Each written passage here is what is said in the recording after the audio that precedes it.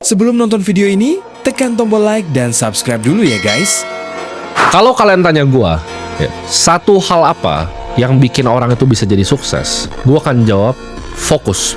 Dan di sini gua akan bedah ya, gimana caranya kalian bisa mencapai fokus ya, karena ini kesannya sepele tapi nggak banyak yang bisa. Dan gimana caranya fokus kalian biar ke industri yang terarah juga, jadi biar nggak ke kanan ke kiri. Nah mungkin ada beberapa dari kalian ya teman-teman semua yang baru pertama kali datang ke channel ini ya. Perkenalkan, nama gue Timothy. Gue adalah seorang investor ya di pasar modal dari usia 15 tahun.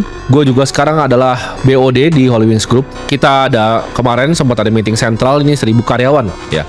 Dan total di semua outlet ada sekitar 5.000 lebih ya karyawan kita. Jadi gue itu bukanlah influencer ya. Jadi gue bikin video seperti ini ya. Bagaimana caranya kalian fokus itu gue pengen sharing ke kalian. Gue di sini nggak ada agenda apapun untuk kalian. Dan gue sampai ke titik sekarang karena gue banyak dibantu oleh orang-orang yang super hebat ya. Banyak mentor-mentor gue yang banyak ngajarin gue. Dan gue ingat waktu gue dulu itu nggak punya mentor. Jadi hidup gue tuh sempat nggak terarah. Dan gue pengen jadi ya ibaratnya mentor online untuk kalian. Karena gue nggak mungkin bisa ngajarin kalian satu-satu. Jadi YouTube gue ini ya mungkin belum besar juga subscribernya, tapi ini jadi wadah ya untuk gue bisa ngajarin ke masyarakat Indonesia. Buat kalian yang punya mungkin semangat juang ya, pengen berusaha, pengen jadi seorang investor, tapi kalian nggak pernah punya mentor. Kalau kalian tanya apa agendanya, ya agendanya itu gue pengen ibaratnya kalau di Timothy yang dulu itu punya mentor yang dia bisa nonton secara online. Video ini pun gue buat sebenarnya berdasarkan request dari kalian ya. Kalian di sini, ini request dari kalian. Jadi jangan sungkan-sungkan ya kalau di channel gue itu kalian request apa yang kalian mau pelajari ya ketika kalian nonton di sini. Ya kalian langsung ketik di bawah aja. Video-video yang gue buat ini pun itu bukan cuma untuk kalian, tapi gue selalu bilang ini adalah untuk pembelajaran diri gue sendiri ya. Bagaimana evolusi gue berpikir. Kan gue suka kadang nonton video gue setahun lalu gue mikir lucu juga ya dia mikirnya gitu. Jadi gue bayangin kalau Warren Buffett waktu itu dokumentasin setiap bulan atau setiap minggu apa yang dia pikirin minggu ke minggu, itu pasti jadi koleksi video yang luar biasa. Jadi kelihatan evolusi pikirannya dari dia awal mungkin gerasa-gerusuk investasi sampai dia jadi menjadi lebih bijak. Jadi itu yang gue pengen dokumentasikan di sini. Ngomongin soal Buffett, jadi banyak ilmu yang kalian tahu gue pinjam dari beliau. Salah satunya adalah ilmu fokus ya.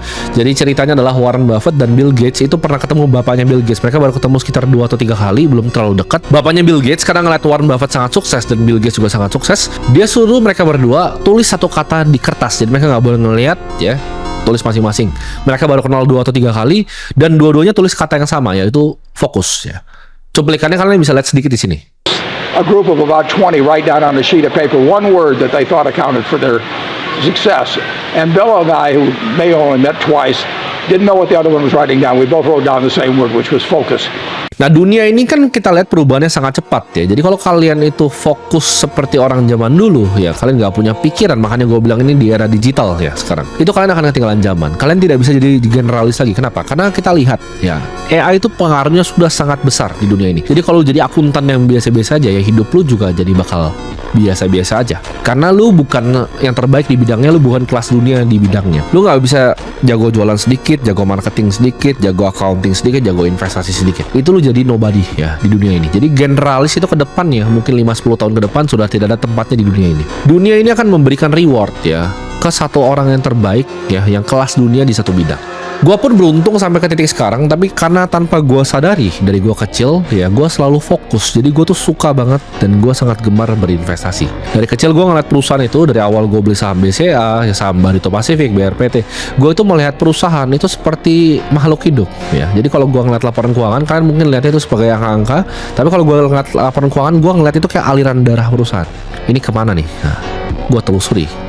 Gue suka pelajarin. Jadi perusahaan itu gue lihat gitu dari manajemennya seperti apa, cara bekerja seperti apa, omsetnya berapa. Gue ngeliat itu kayak makhluk hidup yang benar-benar bernafas. Jadi agak beda sama kalian ngeliatnya. Walaupun sekarang gue udah nggak berinvestasi di pasar modal ya, di saham. Tapi kalau kalian tanya saham apapun, ya mungkin 700 yang listing di bursa sekarang, gue bisa jawab semuanya gitu. Gue tahu hampir semuanya, mostly industrinya apa, dan ya gue masih ingat yang 2022 ya, laporan keuangan terakhir gue baca-baca. Gue masih ingat semua angka-angkanya sampai sekarang. Karena gue lihat itu sebagai kayak makhluk hidup. Nah sebelum kita bahas caranya nih, gimana caranya untuk jadi fokus ya, ini ilmunya apa aja untuk fokus, gue akan jelasin kenapanya dulu. Karena kalian harus mulai dengan kenapa. Kalian harus tanya kenapa harus fokus. Oke. Orang banyak yang suka ngomong hoki persiapan ketemu dan kesempatan ya, itu semua orang tahu ya. Tapi hoki itu sebenarnya apa sih? Hoki itu selalu datang ke orangnya kelas dunia di satu bidang. Contoh, gue adalah diver paling handal yang dunia ini pernah lihat ya teman-teman. Gue jago banget diving.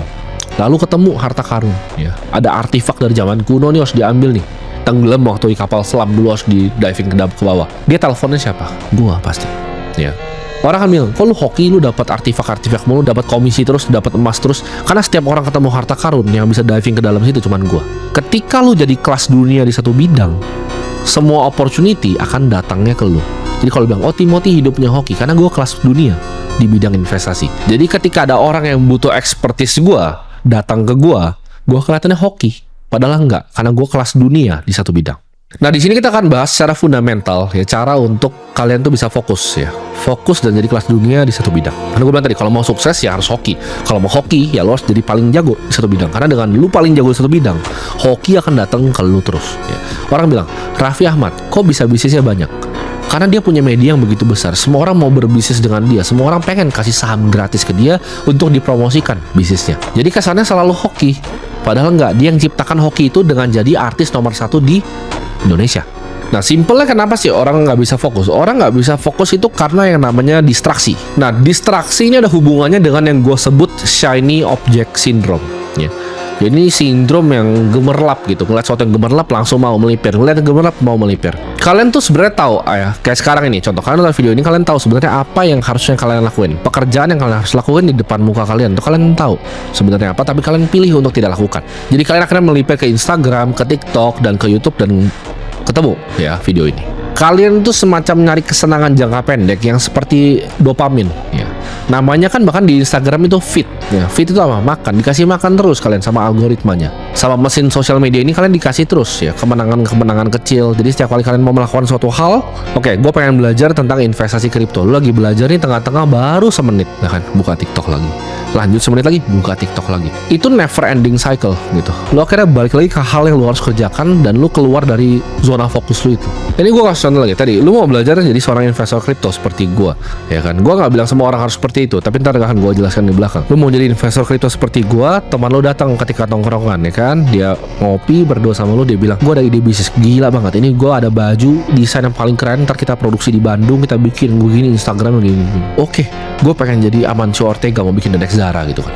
Apa yang terjadi setelah itu? Ketika dopamin hilang, Instagram lu udah buat, lu udah pesan 12 piece pertama, oh ternyata susah ya. Lu tadi lagi belajar investasi kripto nih, tapi nggak berhasil nih, karena lu ngerasa oh ini susah nih.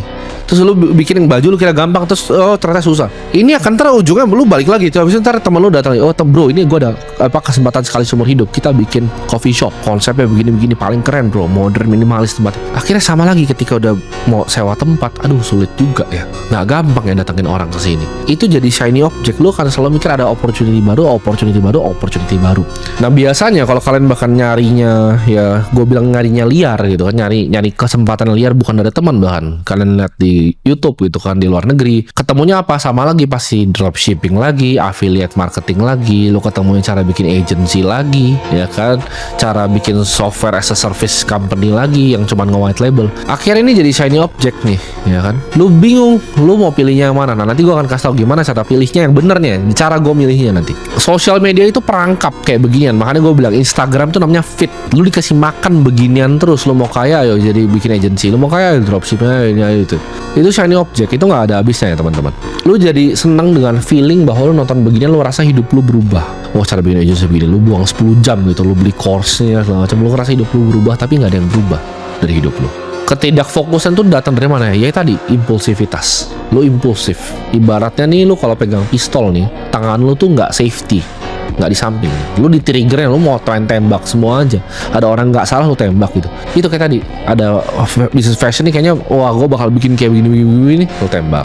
Oh coffee shop lu tembak. Oh ini lu latah gitu. Dan itu nggak bagus untuk impulsif seperti itu. Nah gue akan ajarin sini gimana caranya lu bisa ngeredam ya impulsivitas. Kenapa? Karena gue adalah orang yang sangat impulsif. Gue juga dulu kayak gitu. Ada opportunity ini gue coba ini, gue coba itu. Caranya nggak impulsif tuh adalah menggunakan yang namanya, gue sebutnya Solomon's Paradox ya. Jadi Raja Salomo itu raja paling bijak yang pernah hidup di bumi ini. Nah dia terkenal banget, dia kasih saran bagus banget ke orang, tapi dia nggak pernah bisa praktekin balik. Jadi dibilang, oh cewek itu cari yang jangan ribet dan lain-lain, tapi nyatanya istrinya 1000 gitu. Jadi dia itu kontradiktif akan apa yang diajarin dan yang dilakukan. Nah, artinya apa? Kita sebagai manusia itu lebih bagus ngasih saran. Makanya kalian mungkin kalau bisa kasih saran tentang misalnya hubungan ke teman kalian itu lebih bagus dibanding kalian jalanin sendiri. Manusia itu selalu begitu. Jadi gimana caranya kita bisa kasih saran ke diri kita sendiri? Pakai Solomon's Paradox ini. Caranya adalah lu tarik ke POV ketiga. Ketika lu ngerasa nih, oke, lu impulsif kan. Tangan lu nih kalau di pistol udah pegang di ujung gitu. Kapan lu mau nembak-nembak ini? Waduh, udah FOMO banget sama fashion ini. Coba tarik dulu ke POV ketiga. Lu kayak liat yang main game itu. Main game POV ketiga lu di belakangnya. Lu bisa ngeliat karakternya mau ke kanan atau mau ke kiri. Lu ngerem dulu di situ. Lu pikir matang-matang, pikir baik-baik. Lu bawa tidur dulu keputusan lu. Jadi setiap kali lu mau bikin impulsif, stop.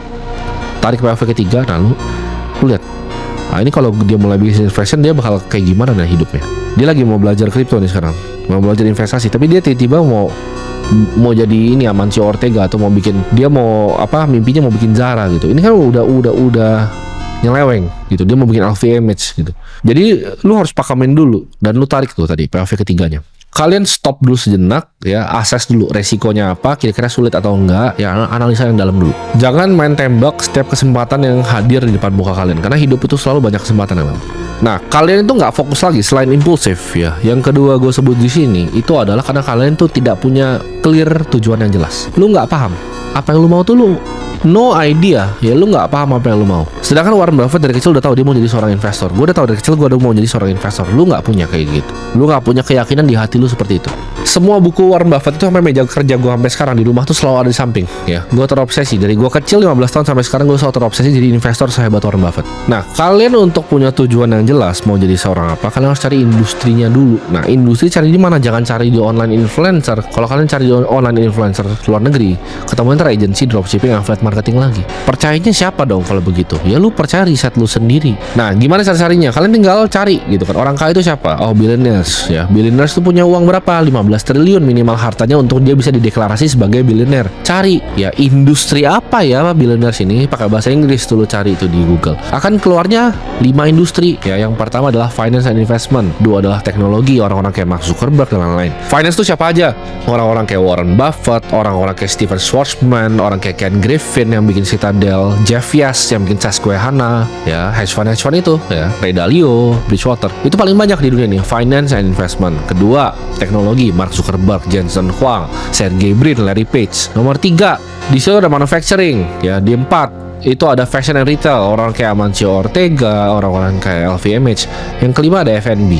Nah, 5 industri ini kan time tested ya, udah terbukti nih.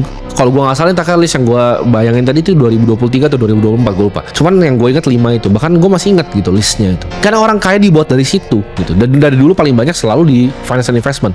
Makanya Rothschild, keluarga banking dynasty itu bilang ke anak-anaknya bahwa tidak ada bisnis yang worth doing selain bisnis uang. Ya, bisnis paling menarik di dunia adalah bisnisnya uang, yaitu finance and investment. Paling banyak kaya mereka karena kenapa? Isinya hedge fund, private equity, venture capitalist, itu semua di industri finance. Kalau gue selalu lihat nih dari industri ini masa depan apa?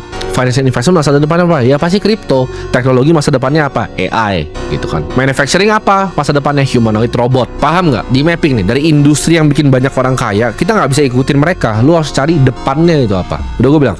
Berarti kan nomor 1 kripto, nomor 2 AI, nomor 3 humanoid robot. Ini gue bocorin di sini. Cara mikir gue, karena gue udah 10 tahun mikir gini. Ya, gue make money itu dengan betting masa depan. Kalau masa depan yang gue prediksi salah, duit gue kurang. Jadi selama 10 tahun ya gue bekerja, kerjaan gue itu cuma prediksi masa depan. Tadi, lu gabungin step-step yang gue udah ajarin. Yang pertama itu hilangin tuh shiny object syndrome. Kalau punya kayak pistol jangan main ditembak ya. Sabar dulu, tarik POV ketiga. Kedua, punya tujuan yang jelas. Mau di industri apa? Tujuannya jelas. Gue udah kasih bocorannya industri apa aja. Jangan lu ntar dropshipping lagi terus lu nggak punya duit, terus lu bingung kok gue nggak punya duit, karena nggak ada di situ tadi. Nggak ada orang billionaire dari dropshipping tuh, nggak ada ya, 0 jawabannya. Tapi yang dari finance and investment udah ratusan, banyak.